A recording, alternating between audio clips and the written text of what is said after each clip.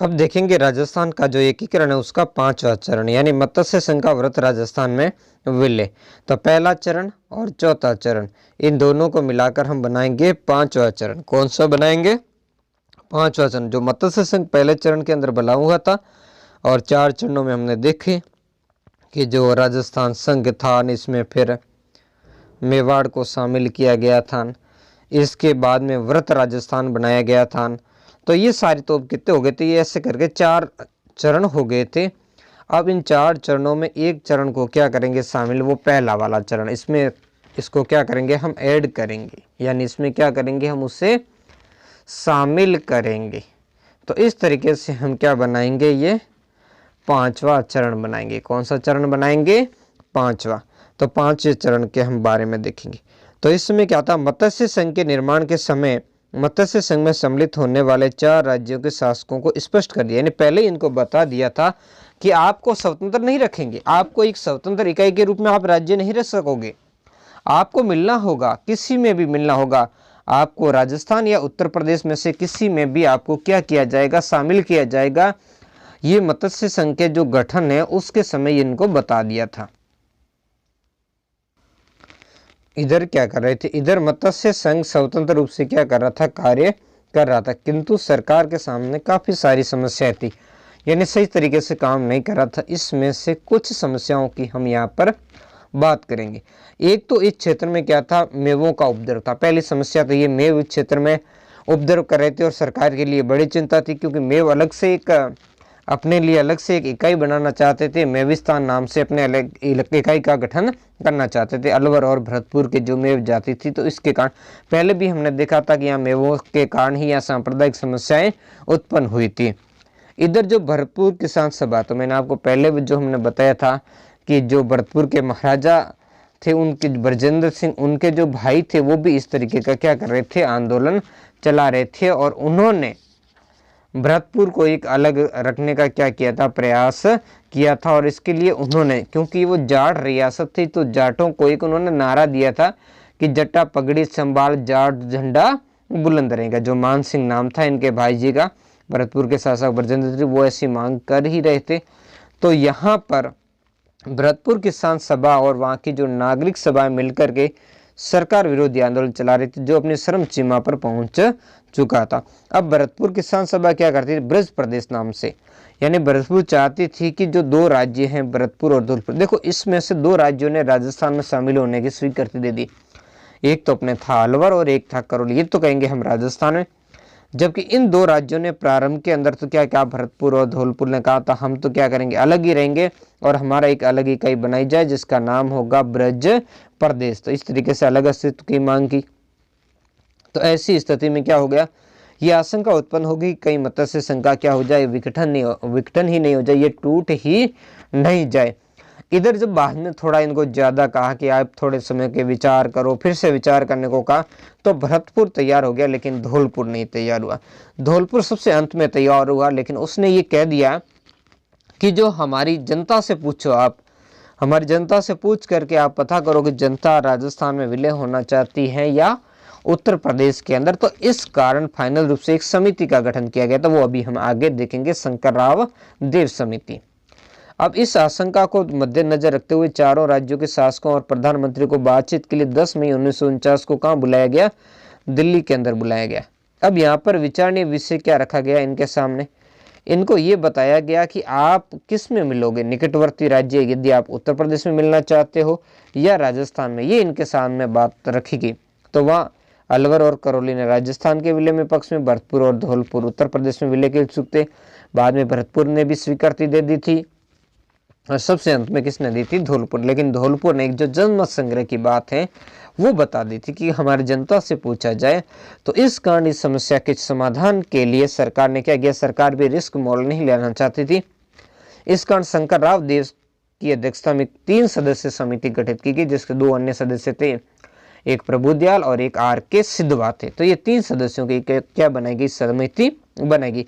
इस समिति ने अपनी रिपोर्ट दी और उस रिपोर्ट के अनुसार, यानी उसकी सिफारिश के अनुसार भरतपुर और धौलपुर का जनमत क्या है, राजस्थान में विलय के पक्ष में। यानी जनमत ने क्या कहा, हम तो राजस्थान में ही विलय चाहते, उत्तर प्रदेश में नहीं चाहते। इस कारण 15 मई 49 है या 48 नहीं है। कब हुई है? 15 मई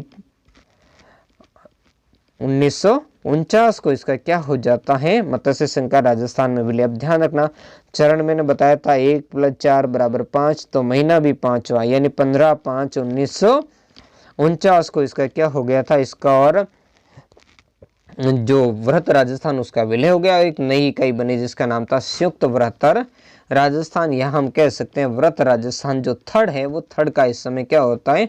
निर्माण होता है। अब बाकी इकाइयां वैसे ही चल रही थी, उस बाकी इकाइयों में कोई परिवर्तन नहीं हुए थे। तो इस तरीके से इस समिति की सिफारिश के आधार पर कभी पूछ ले, कई बार तो पूछा जाता है कि कौन सी समिति का नाम पूछा जाता है। इसके अलावा कई बार इसमें कि कितने सदस्य थे शंकरराव समिति में, तो आपको बताना 3 सदस्य थे, जिसमें एक तो शंकरराव देव इसके अध्यक्ष थे, दूसरे प्रभुदयाल और तीसरे R.K. सिद्धवा। तो अब ये इस गठन के बाद में जो राजस्थान का मानचित्र है वो इस टाइप का हो गया था, है ना। अब ध्यान देना, एक तो अलग सिरोही रह गया है और एक कौन सा रह गया? जो केंद्र शासित प्रदेश था अजमेर मेरवाड़ा, वो अलग रह गया। और बाकी जो राजस्थान का संपूर्ण क्या हो गया था? विलय हो गया था। 18 जो रियासत थी वो शामिल हो गई। 19वीं जो रियासत थी सिरोही, उसका अब तक राजस्थान के अंदर क्या हुआ था? विलय नहीं हो पाया था। अब देखते हैं आगे। पंडित हीरालाल शास्त्री राजस्थान के प्रधानमंत्री बने रहे और मत्स्य संघ के प्रधानमंत्री श्री शोभाराम कुंभावत को शास्त्री मंत्रिमंडल के अंदर शामिल कर लिया। यानी उस समय जो प्रधानमंत्री थे जो व्रत राजस्थान के, तो इसके अंदर कह दिया कि भाई अब प्रधानमंत्री तो वही रहेंगे और मत्स्य संघ के जो प्रधानमंत्री शोभाराम कुंभावत थे उनको रेवेन्यू मिनिस्टर बाद में बना दिया गया और इनके जो हीरालाल शास्त्री मंत्रिमंडल उसके अंदर शामिल कर दिए गए। अब बाकी जो ढांचा नहीं बदलेगा, वो राज प्रमुख वगैरह, राजधानी वगैरह वो वैसी ही बनी रहेगी। अब कोई समस्या, उसके बारे में कोई भी चेंजेस नहीं होंगे, जो पहले थे उसके जैसे ही क्या रहेंगे, इसमें बने रहेंगे। तो इस प्रकार मत्स्य संघ का भी क्या हो गया था? राजस्थान के अंदर विलय हो गया और राजस्थान का ये क्या हो गया था? अंग हो गया था। तो इस तरीके से जो राजस्थान का काफी कुछ गठन पूर्ण हो चुका था। जो अगला हमारा प्रश्न है वो प्रश्न है सिरोही के प्रश्न का। किसका प्रश्न है? सिरोही को लेकर के हम बात करेंगे पहले तो, ठीक है। उसमें क्या था? देखो, सिरोही का विलय जो राजस्थान के गठन का हम देखेंगे छठा चरण था। इसमें गुजरात के नेता सिरोही स्थित माउंट आबू जैसे पर्यटक स्थल को गुजरात का अंग बनाना चाहते थे। यानी मुख्य पर्यटन केंद्र यहाँ का था माउंट आबू, इसके अलावा देलवाड़ा था। तो ये बड़े जो पर्यटन स्थल थे उसको क्या करना, यानी अच्छी अच्छी जो चीज़ें थी वो चीज़ें कहाँ पर उसको मिलाना चाहते थे? उसको मिलाना चाहते थे सिरोही राज्य के अंदर, ताकि क्या हो, सिरोही राज्य के ये दोनों स्टेट हैं, एक तो आबू और एक देलवाड़ा, जो पर्यटन के लिए मशहूर थे और इसको मिलाना चाहते थे गुजरात के अंदर, गुजरात एजेंसी के अंतर्गत मिलाना चाहते थे। तो इस तरीके से अब पूरा रियासती विभाग जिसके मुखिया सरदार वल्लभ भाई पटेल खुद थे, तो इसके बाकी जो लोग भी और भी वहाँ के थे, तो अब गुजरात एजेंसी के ही क्या था, ये बड़ाई प्रभाव में था। इस कांड जो गुजरात एजेंसी ने जनता के विरोध के बावजूद भी क्या कर दिया था, रियासती विभाग ने क्या कर दिया था, जनता के विरोध के बावजूद भी नवंबर 1947 में सिरोही को भी गुजरात स्टेट एजेंसी के अंतर्गत कर दिया। यानी राजपूताना एजेंसी से हटाकर किस में कर दिया था? गुजरात स्टेट एजेंसी के अंदर कर दिया था। अब बड़ी बात हुई, तो जो अब सिरोही की जनता विरोध कर दिया भाई कि ये कैसे कर दिया, हम राजस्थान के साथ रहना चाहते हैं और आप हमें जबरदस्ती कैसे गुजरात के साथ शामिल कर सकोगे। तो इस बात को लेकर के सिरोही की जनता ने क्या किया था, आंदोलन खड़ा कर दिया कि हम बम्बई में नहीं मिलेंगे, हम तो मिलेंगे संयुक्त राजस्थान में। किस में मिलेंगे? संयुक्त राजस्थान में। और कुछ दिनों बाद इस तरीके का फैसला भी हो गया और ये सारी बातें जब कंप्लीट हो गई थी तो उस स्थिति के अंदर अब विरोध प्रदर्शन जारी रहेगा। और इधर जो उदयपुर है वो भी संयुक्त राजस्थान के अंदर शामिल हो गया। तो सिरोही ने कह दिया जब उदयपुर शामिल हो गया तो हम भी क्या करेंगे, राजपूताना एजेंसी के अंदर भी क्या करेंगे, शामिल हो जाएंगे। तो इसको लेकर के 10 अप्रैल 1948 को हीरालाल शास्त्री जी ने सरदार पटेल को एक पत्र लिखा, यानी तार भेजा था, जिस तार में उन्होंने ये बात लिखी कि ये जानकर बड़ी प्रसन्नता हुई कि उदयपुर संयुक्त राजस्थान में शामिल हो रहा है। इससे सिरोही का भी राजस्थान में शामिल होना और भी अवश्यंभावी हो गया है। फिर उन्होंने लिखा कि हमारे लिए सिरोही का अर्थ है हमारे लिए सिरोही का अर्थ क्या है? गोकुल भाई, और बिना गोकुल भाई के हम राजस्थान को क्या करते हैं? चला नहीं सकते। लेकिन शास्त्री जी को उनके इस तार का क्या था? कोई उत्तर नहीं मिला, क्योंकि आप जानते हो कि सरदार वल्लभ भाई पटेल थे वो बड़े ही इस मामले में मंजे हुए नेता थे। तो उन्होंने फिर राजस्थान का क्या कर दिया? अब अंग भंग ही कर दिया। जब वो कहते थे इनको नहीं मिलाओगे सिरोही को, तो हम क्या कर देंगे? अंग भंग। क्योंकि शीरालाल शास्त्री ने जो मांग की थी कि हमें तो क्या चाहिए, सिर्फ गोकुल भाई भट्ट चाहिए, तो अब गोकुल भाई भट्ट इनको दे देंगे। ये जो राजस्थान का जो एकीकरण होता था 26/1 का, यानी 26 जो जनवरी 1949 के समय राजस्थान की ये तस्वीर है, ये इस टाइप से, जिसके अंदर इन्होंने सिरोही का क्या किया था? अंग भंग किया था। अब देखो, अब इस बीच लेकर सिरोही के अंदर क्या, सिरोही को लेकर के जनता के बीच में क्या हुई थी?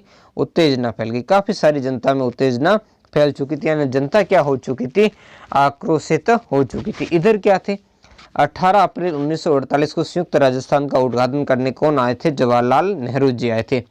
तो उनके अवसर पर राजस्थान के कार्यकर्ताओं का एक शिष्टमंडल पंडित जो जवाहरलाल नेहरू है उनसे मिला, और उन्होंने सिरोही के संबंध में प्रदेश की जन भावनाओं से उन्हें अवगत करवाया कि भाई देखो, यहाँ की जनता राजस्थान में विलय होना चाहती है, लेकिन सरदार पटेल जी जो है वो मान नहीं रहे, और उन्होंने जो सिरोही का विलय किस में कर दिया है?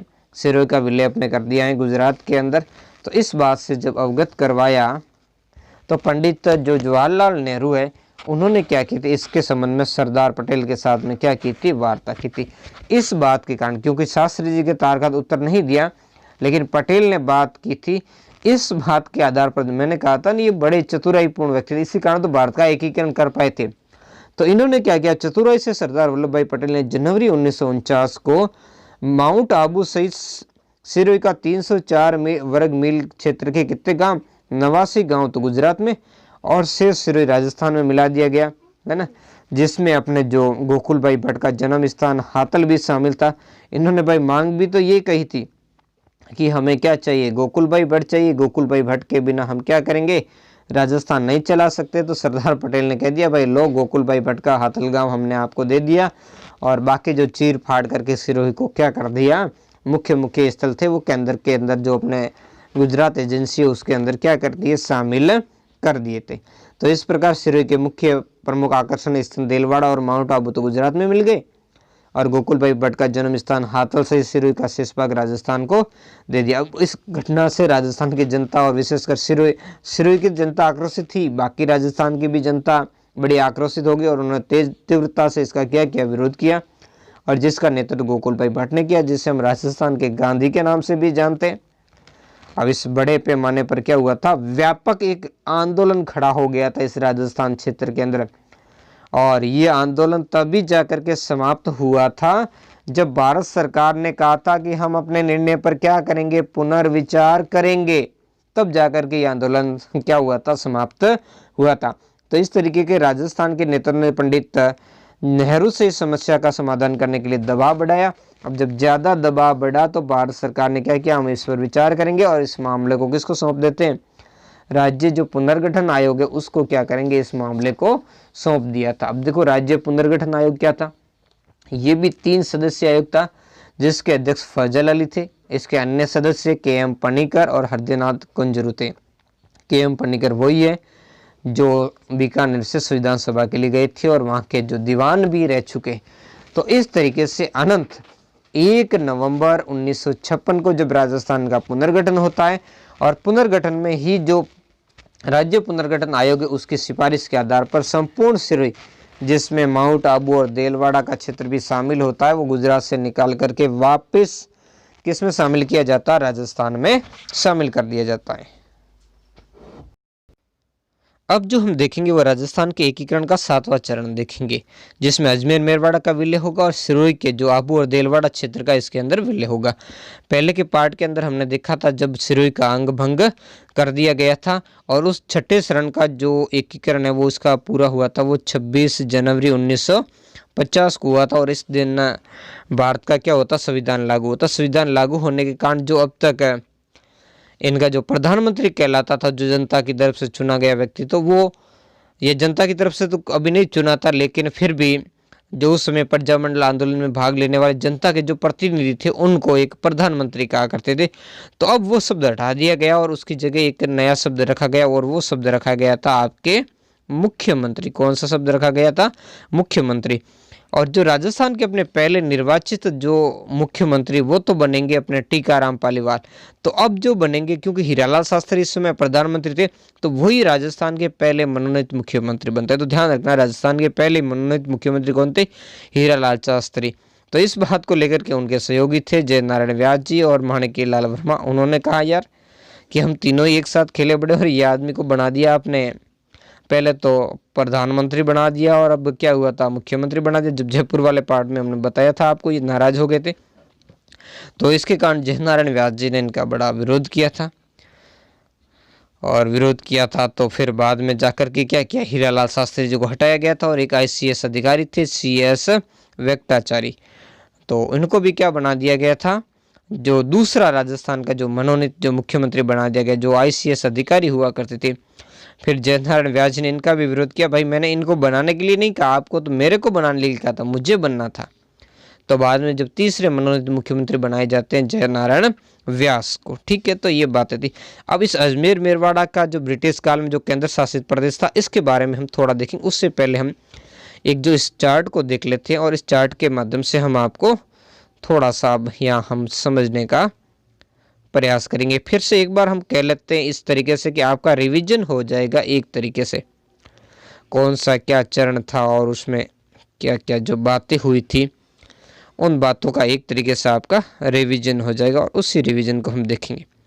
तो इसमें देख रहे हो, इधर नाम है, इधर राज्य है, इधर मतलब कौन सी रियासतें थी, राज प्रमुख कौन बने, इधर प्रधानमंत्री या मुख्यमंत्री कौन बने और इधर का वर्ष कौन था। तो पहला जो गठन होता है वो मत्स्य संघ होता है। कौन सा होता है? पहला मत्स्य संघ। मत्स्य संघ के अंदर कौन से शामिल होते हैं? अलवर, भरतपुर, धौलपुर और करौली। तो महाराज प्रमुख इसको बनाया जाता है उदयपान सिंह। बाकी सारी बातें मैंने बताई दी आपको। और प्रधानमंत्री सुब्बारामी कुमावत को बनाया जाता है। और जो इसकी तिथि है ना, ये 19 मार्च नहीं है, ये गलत है। या आपको या तो 17 मार्च चाहिए या आपकी कितनी है 18 मार्च 1948 को। जो गलती जहां भी है मैंने आपको बताई, उसको ध्यान से देखें। दूसरा चरण जो बनाया गया था वो संयुक्त राजस्थान संघ था। कौन सा था? संयुक्त राजस्थान संघ, या इसे पूर्व राजस्थान संघ भी हम कहते हैं। ठीक है, तो इसके अंदर जो 9 रियासतें थी वो थी कोटा, बूंदी, झालावाड़, डूंगरपुर, बांसवाड़ा, प्रतापगढ़, शाहपुरा, किशनगंज, टोंक। इसके बारे में कैसी ट्रिंग थी वो मैं पूर्व बता चुका हूँ। और महाराज प्रमुख कोटा के जो नरेश थे उस समय भीम सिंह को बनाया गया था, जबकि मुख्य प्रधानमंत्री थे वो गोकुलाल असावा को बनाया गया था। ये शाहपुरा के थे और इसका गठन हुआ था 25 मार्च 1948 को। यह ध्यान रखना, दूसरा चरण पहले चरण से 7 दिन बाद, 18 में 7 जोड़ेंगे तो 25 आ जाएगा। ठीक है, अब तीसरा चरण संयुक्त राजस्थान, जिसमें क्या होता है? मेवाड़ का विलय होता है दूसरे चरण के अंदर। ठीक है, तो दूसरे चरण के राज्यों के साथ जो ऊपर वाले थे इनके साथ क्या जोड़ दिया गया? मेवाड़ को जोड़ दिया गया। इस तरीके पहले चरण में 4 रियासतें बनती है और दूसरे चरण में कितनी थी? 9 रियासतें।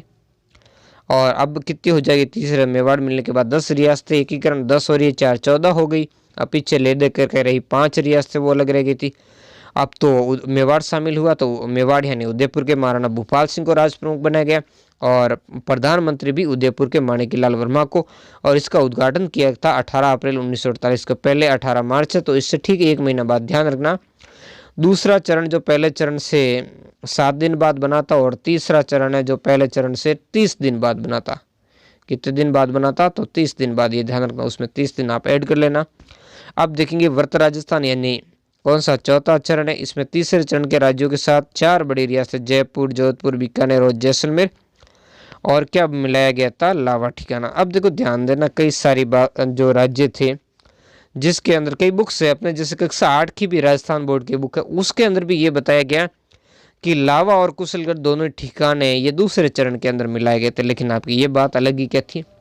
तो इसमें बात क्या थी? इसमें जो बात मुख्य रूप से निभर कर आई थी सामने वो ये थी कि जुलाई 1948 के अंदर जो टोंक देखो प्रारंभ के अंदर तो जयपुर में ही था और फिर बाद में अपने टोंक नहीं, ये लावा पहले जयपुर में था, बाद में लावा को टोंक को दे दिया गया। जब अंग्रेजों के समय टोंक के नवाब ने जब लावा ठिकाने के साथ बदमाशी की, तब अंग्रेजी सरकार ने लावा को अलग से ठिकाना बना दिया और उसको स्वतंत्र अधिकार दे दिए थे अब एकीकरण के अंदर जो जुलाई 1948 को इस लावा को वापस जयपुर के अंदर मिला लिया था, तो इस कारण ये थोड़ा सा बात इसको ध्यान रखना। तो अब यह समस्या आ गई थी, वो समस्या का समाधान कर लिया गया और उदयपुर के जो महाराणा भूपाल सिंह को महाराज प्रमुख बना दिया गया और जयपुर नरेश थे मान सिंह सेकंड, उनको राज प्रमुख बना दिया गया। अब जयपुर आ गया, सब कुछ जयपुर हो गया। अब राजधानी भी जयपुर आ गई। पहले चरण के अंदर राजधानी अलवर थी, दूसरे में राजधानी कोटा हुई, तीसरे में राजधानी उदयपुर हुई, तो चौथे में राजधानी क्या आ गई थी, जयपुर आ गई थी। और जयपुर के हीरालाल शास्त्री, इनको क्या बनाया गया, प्रधानमंत्री। और ये उद्घाटन होता 30 मार्च 1949 को, क्योंकि 10 में 4 रियासतें मिल जाती, कितनी हो जाती, अब 14 रियासतें। तो इस तरीके से लगभग राजस्थान अस्तित्व में आ चुका था, तो इस कारण इसको राजस्थान स्थापना दिवस के रूप में मनाया जाता। वो 4 रियासतें अलग, मतलब 18 हो जाती और एक सिरोही अलग रह जाता और एक केंद्र शासित प्रदेश जो अजमेर मेरवाड़ा था वो इससे क्या रह जाता है, अलग रह जाता है। अब जो अगला देखेंगे वो हमारा है वृहत राजस्थान। कौन सा देखेंगे हम, वृहत राजस्थान। ठीक है, तो वृहत राजस्थान आप जानते ही हो कि कौन सा चरण है आपका, जो 5वां चरण है। 5वें चरण के अंदर क्या किया जाएगा, प्रथम और चतुर्थ चरण के राज्यों को शामिल किया जाएगा और साथ में जिसमें नीमराणा ठिकाना भी साथ में होगा, सबको शामिल किया जाएगा। तो इसके अंदर उदयपुर के जो महाराणा है भूपाल सिंह, वो क्या महाराज प्रमुख, और जयपुर के जो महाराजा मानसिंह सेकंड वो वही पद पर अपने रहते हैं, राज प्रमुख रहते।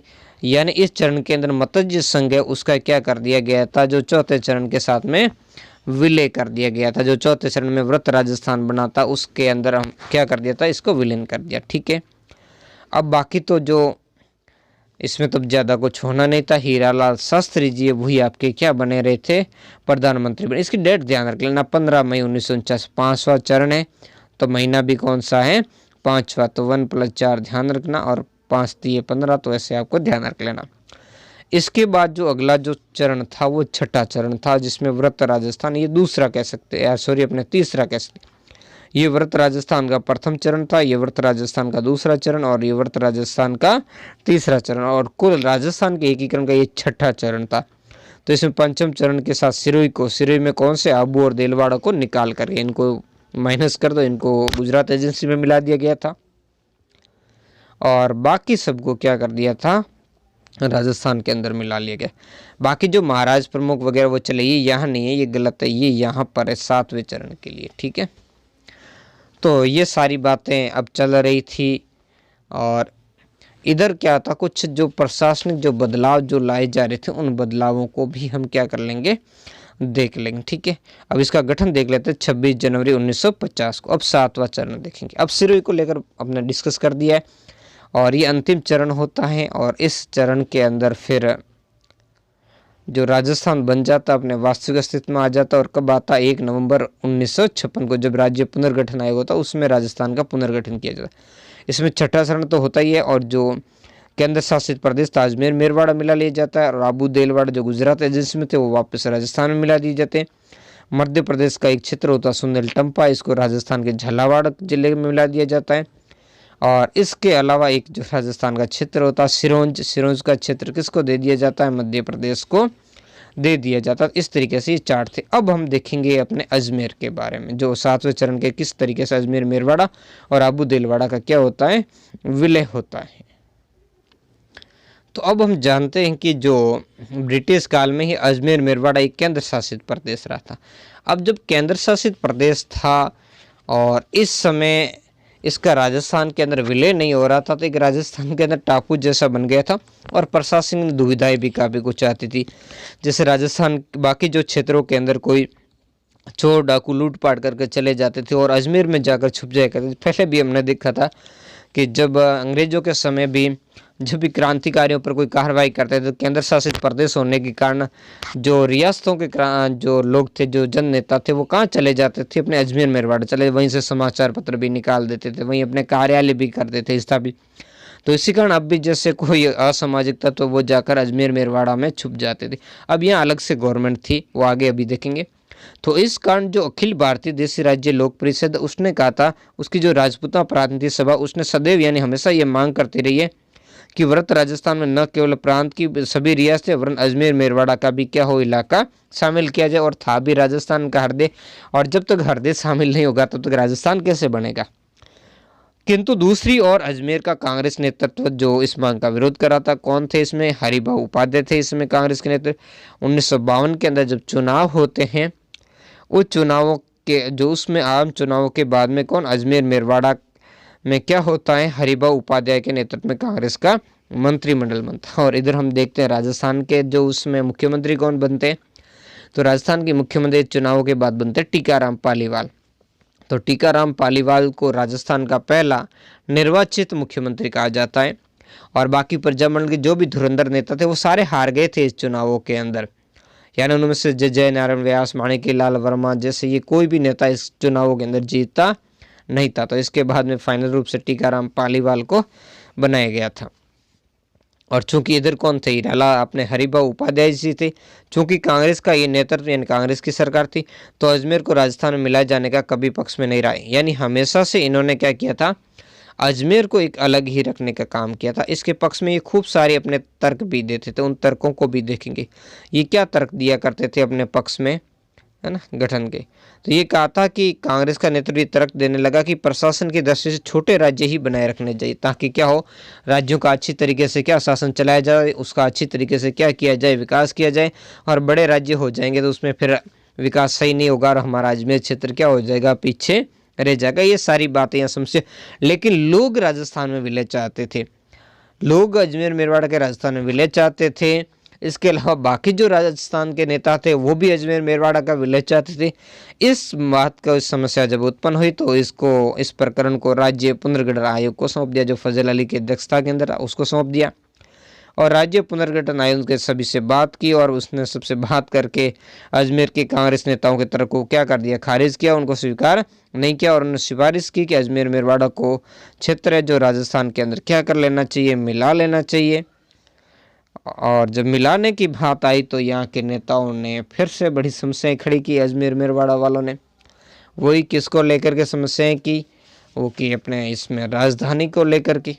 इन्होंने कहा साहब राजधानी अगर अजमेर मेरवाड़ा का इतना ही आप चाहते हो तो पहले तो सीएम की बात की थी हरिभाऊ उपाध्याय ने, मुझे राजस्थान का सीएम बनाया जाए यानी मुख्यमंत्री बनाया जाए, उनकी बात नहीं स्वीकार की तो कहा कि अजमेर को क्या बनाया जाए, राजधानी। तो अब पहले हमने राजधानी वाला विवाद देखा था वो जयपुर और जोधपुर के बीच में था, इस बार जयपुर और अजमेर के बीच में था। तो इस कारण इसमें पी सत्यनारायण राव समिति जो थी उसका गठन किया, उसको ये मामला सौंप दिया गया, जो 3 सदस्य समिति जिसके अन्य सदस्य एक तो वी विश्वनाथ थे और एक बी के गुहा थे जो इसके क्या हुए थे, सदस्य थे। ये 3 सदस्य समिति का क्या किया गया था, गठन किया गया था। इसने फाइनल ये रिपोर्ट दी थी कि जो अजमेर मेरवाड़ा का जो क्षेत्र है जिसकी राजधानी मुख्यालय क्या है अजमेर है, उसको राजधानी नहीं बनाया जाएगा, राजधानी जयपुर ही रखी जाएगी, क्योंकि वहाँ पानी की सुविधाएं, इसके अलावा जो उस समय के कुछ प्रशासनिक कार्यालय वगैरह सारा कुछ वहाँ काम किया जा चुका था, तो उसको ही रखने का क्या किया गया, निश्चय किया गया। और अजमेर वालों को खुश रखने के लिए राजस्व विभाग दे दिया गया, जो आरपीसी जो राजस्थान लोक सेवा आयोग वो इनको दे दिया गया। इसके अलावा और भी बहुत सारे विभाग इनको क्या कहते हैं, शिक्षा जो माध्यमिक शिक्षा बोर्ड इनको दे दिया गया। तो ये सारे कार्यालय क्या कहते काफ़ी कुछ करके अजमेर को भी खुश रखने का क्या किया गया था, प्रयास इस समय किया। तो इस तरीके से राजस्थान का जो एकीकरण 1 नवंबर 1956 को आकर के पूरा होता है, ठीक है।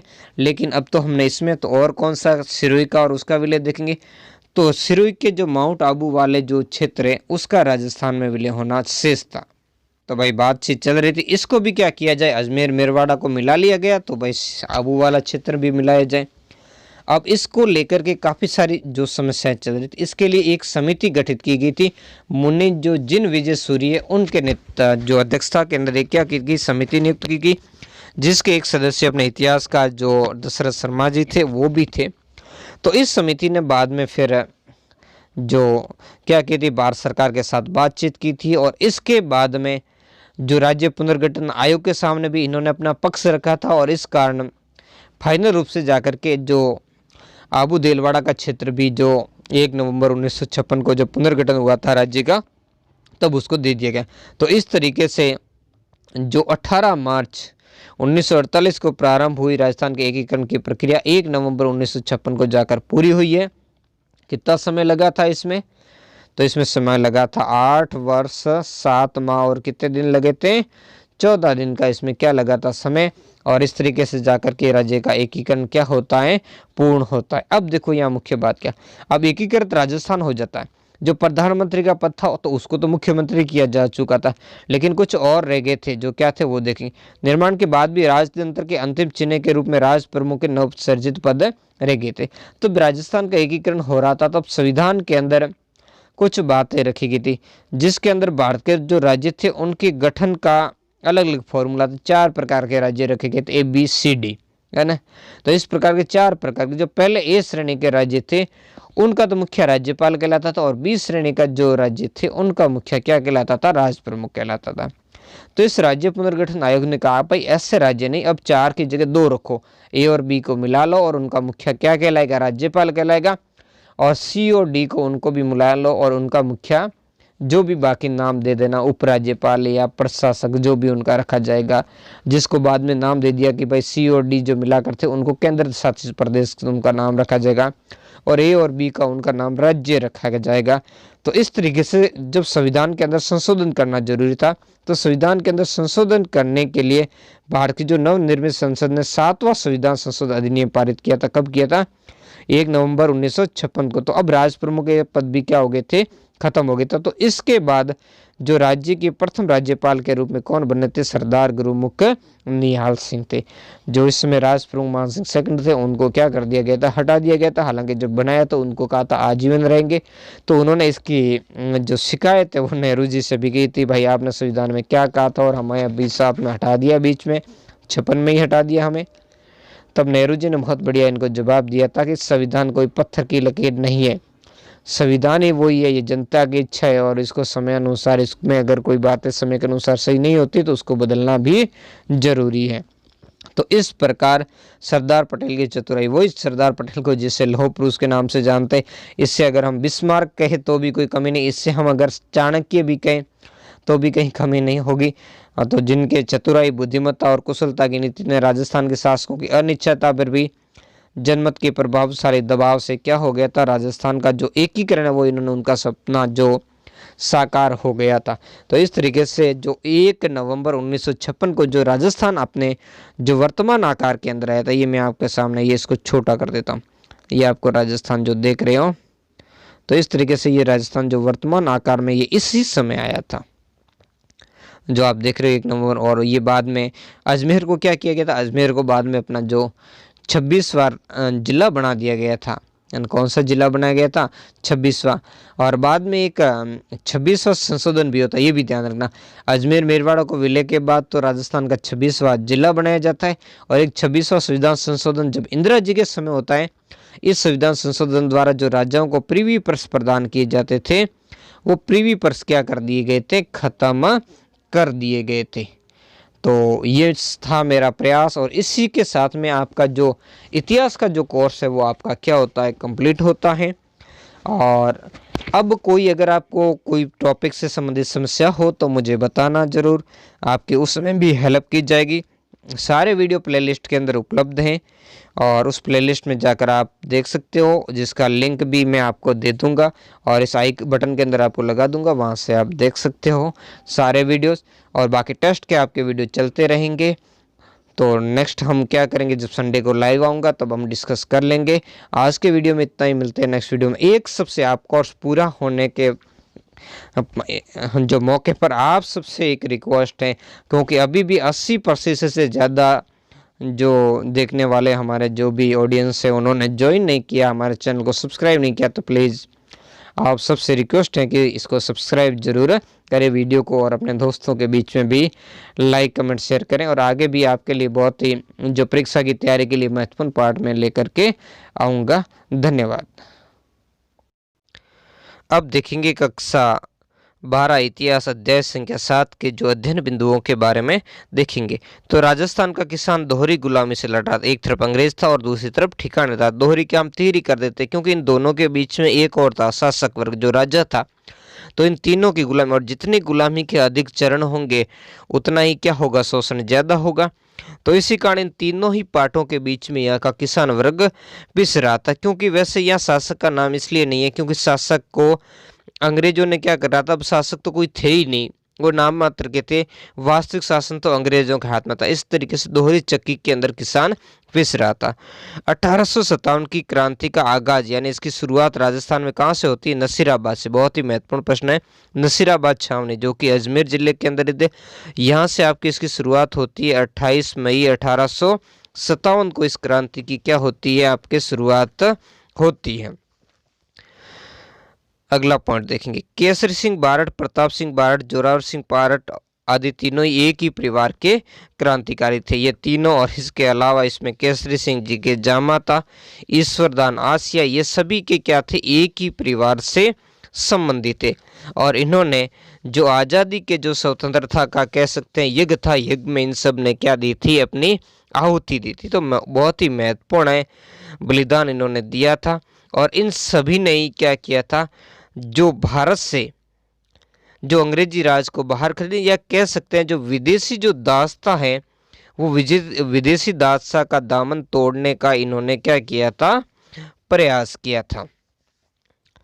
अगला पॉइंट देखेंगे, अगला पॉइंट है आहुआ के ठाकुर खुशहाल सिंह ने क्या किया था, अंग्रेजों का सामना किया था। बहुत ही महत्वपूर्ण, जो उस समय के अगर ठिकानेदारों में हम कहें या जागीरदारों में कहें तो ठाकुर खुशहाल सिंह एक ऐसा नाम है जिसने अंग्रेजों से खुलकर विरोध किया। 2 बार अंग्रेजों को पराजित किया था, बिठूड़ा का युद्ध में और दूसरा चेलावास के युद्ध में, जिसमें अंग्रेज और अपने जोधपुर राज्य की दोनों की सेना थी, दोनों को पराजित। यहाँ तक कि राजस्थान के पॉलिटिकल एजेंट थे जो एजीजी उस समय पैट्रिक लॉरेंस, उनको भी पराजित किया।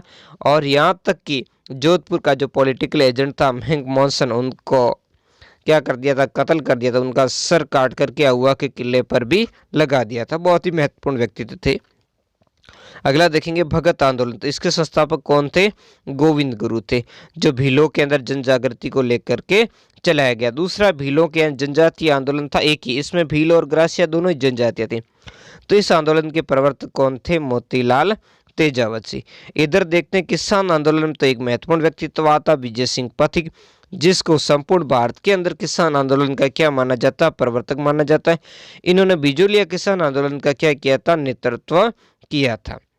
अगले व्यक्तित्व की बात करें तो हम आते हैं स्वामी दयानंद सरस्वती और उनके आर्य समाज। तो स्वामी दयानंद सरस्वती और उनके आर्य समाज ने ही राजस्थान में क्या किया था, जन जागृति लाने का काम किया था सबसे पहले। क्योंकि स्वामी दयानंद सरस्वती राजस्थान वाले क्षेत्र में आते हैं और अपनी स्वाधीनता की बात है, स्वतंत्रता की बात है, स्वराज की जो बात है, इन बातों के माध्यम से राजस्थान में जन जागृति फैलाते समाज सुधार के कार्यों के द्वारा। इधर केसरी सिंह बारठ ने चेतावनी सुगटिया नामक छोटा लिखा।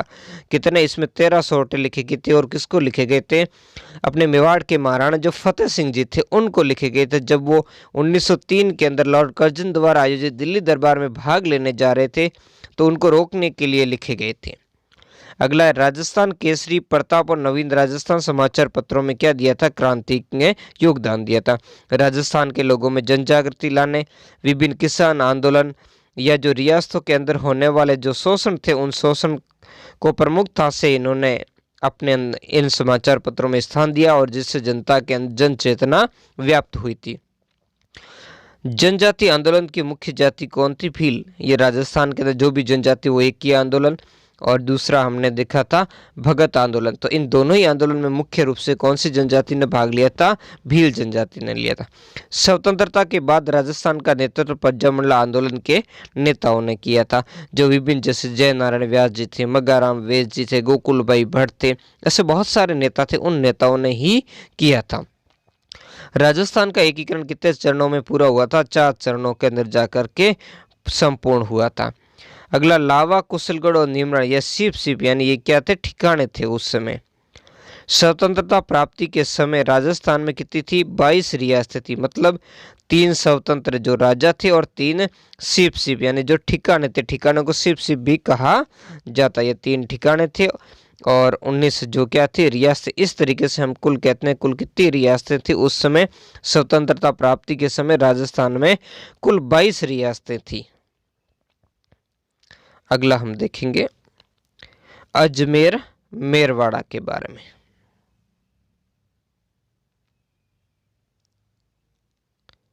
तो अजमेर मेरवाड़ा क्या था? स्वतंत्रता के समय ब्रिटिश नियंत्रित एक राज्य था, यानी ये क्या था? केंद्र शासित प्रदेश था उस समय, या कह सकते हैं चीफ कमिश्नरी जो प्रदेश था।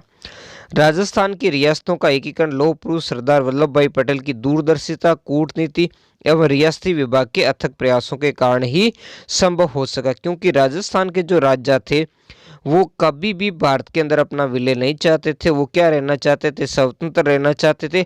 और कुछ नेता जैसे जोधपुर, धौलपुर, बीकानेर जैसों ने पाकिस्तान में भी मिलने का प्रयास किया था। तो इस तरीके से बहुत ही महत्वपूर्ण जो राज्य था उसको भारत के अंदर शामिल करने का काम सरदार पटेल जैसे व्यक्तित्व ने ही कर दिखाया था। भारत सरकार के रियासती विभाग के निर्णय के अनुसार जो 5 जुलाई और आगे क्या होता उस सन को आप कमेंट बॉक्स में बताएं के अनुसार भारत में ये रियासतें अपना क्या कर सकती थी? अलग अस्तित्व, जिनकी आय कितनी थी? 1 करोड़ रुपए हो और जनसंख्या कितनी हो? 10 लाख या उससे अधिक हो, तो ऐसी रियासतें क्या रह सकती है? आज़ाद रह सकती है। ऐसी रियासतें कौन सी थी? कमेंट बॉक्स में बताना। 4 रियासतें थी, उनके नाम क्या क्या थे आप कमेंट बॉक्स में बताएं। राजस्थान के एकीकरण का पहला चरण के अंदर कौन सी 4 रियासतें हुई थी? जिसमें अलवर, भरतपुर, धौलपुर और करौली थी। इन सबको मिलाकर मत्स्य संघ, इसमें एक ठिकाना भी था, नीम राणा शामिल था। इन सबको मिलाकर के क्या बनाया गया? मत्स्य संघ, जिसका नामकरण के.एम. मुंशी ने किया था। सबसे बड़ा संघ कब बनाया गया? ये ध्यान रखना, सबसे बड़ा संघ 9 राज्यों का राजस्थान के एकीकरण के दूसरे चरण में बना। ये जो मत्स्य संघ, ये राजस्थान के एकीकरण का पहला चरण था, ये राजस्थान के एकीकरण का क्या था? दूसरा चरण था। इसमें 9 राज्य थे, बांसवाड़ा, डूंगरपुर, प्रतापगढ़, कोटा, बूंदी, झालावाड़, किशनगढ़, शाहपुरा और टोंक को मिलाया गया और इसका नाम दिया गया संयुक्त राजस्थान। क्या नाम दिया गया? संयुक्त राजस्थान। ये हम इसे फर्स्ट कहते हैं, संयुक्त राजस्थान फर्स्ट का। तो सबसे बड़ा संघ कब बना था? दूसरे चरण के अंदर बना था। फिर अगला देखेंगे, वृत्त राजस्थान की राजधानी क्या घोषित की गई थी? जयपुर। जो चौथा चरण था वृत्त राजस्थान का, उसके अंदर इसकी राजधानी क्या घोषित की गई थी? जयपुर घोषित की गई। तथा राजस्थान के बड़े नगरों का महत्व बनाए रखने के लिए कुछ राज्य स्तर के सरकारी कार्यालय उनको दिए गए थे, क्योंकि बाकी ने भी डिमांड की थी, राजधानी को लेकर विवाद भी हुआ था, तो सभी रियासतों को क्या करना था? संतुष्ट करना था। इसके लिए high court Jodhpur, high court यानी जो उच्च न्यायालय जोधपुर को दिया गया, शिक्षा विभाग बीकानेर को दिया गया और खनिज विभाग उदयपुर को दिया गया और कृषि विभाग भरतपुर को दिया गया। तो इस तरीके से सभी रियासतों के अंदर जो कुछ क्षेत्र विशेष के स्थान पर उनको क्या दिया गया? उनकी काबिलियत के हिसाब से उनको रख करके खुश किया गया था। अगला देखेंगे मत्स्य संघ। तो मत्स्य संघ के क्षेत्र भरतपुर और धौलपुर किसमें शामिल होने के इच्छुक थे? उत्तर प्रदेश के अंदर। इसीलिए बाद में जो शंकरराव देव समिति का क्या किया गया था? गठन किया गया, ताकि इसकी जनता कहाँ विलय होना चाहती है। अगला देखेंगे सिरोही का विलय। तो सिरोही के विलय को लेकर के राजस्थान और गुजरात के बीच में क्या हुए थे? बड़े मतभेद। पहले हमने बात कर ली इन सारों के बारे में, सभी चरणों के बारे में आपने प्लेलिस्ट में जाकर देख सकते हो। इसका मैं आई बटन में भी इसका लिंक दे दूंगा। परंतु राजस्थान की जनता एवं जन नायकों के दबाव के फलस्वरूप सिरोही का विलय राजस्थान में ही हुआ था। मुख्य रूप से इसमें क्या किसने विद्रोह किया था? गोकुल भाई भट्ट ने विद्रोह ने इसमें आंदोलन चलाया था। गोकुल भाई भट्ट और मुनि जिन विजय सूरी के नेतृत्व में एक समिति का गठन किया गया, जिसके एक सदस्य इतिहासकार हमने दर्शन शर्मा भी थे। और इन सब के दबाव के बाद जो राज्य पुनर्गठन आयोग ने क्या किया था? संपूर्ण सिरोही का बाद में विलय किसमें कर दिया था? राजस्थान में कर दिया था। इसका अंतिम पॉइंट है राज्य पुनर्गठन आयोग, जो डॉक्टर फजल अली की अध्यक्षता के अंदर बनाया गया था, की सिफारिश के आधार पर 1 नवंबर 1956 को सिरोही के माउंट आबू वाले क्षेत्र के साथ अजमेर मेरवाड़ा जो केंद्र शासित प्रदेश था का विलय राजस्थान करके आधुनिक राजस्थान का निर्माण किया। तो इस तरीके से राजस्थान का गठन कितने समय में हुआ? 8 वर्ष 7 माह और 14 दिन के अंदर ये राजस्थान का गठन पूर्ण होता। तो इस समय राजस्थान का 1 नवंबर 1956 को राजस्थान का क्या किया गया था? पुनर्गठन किया गया था। प्रयास कैसा लगा? वीडियो को लाइक कमेंट शेयर जरूर करें। अगर आप मेरे चैनल पर पहली बार आए तो चैनल को सब्सक्राइब जरूर करें। धन्यवाद। अगले पार्ट के अंदर मैं जो जितने भी इस 7 अध्यायों के जो ऑब्जेक्टिव प्रश्न हैं उन प्रश्नों का मैं सॉल्यूशन लेकर के आऊँगा। धन्यवाद।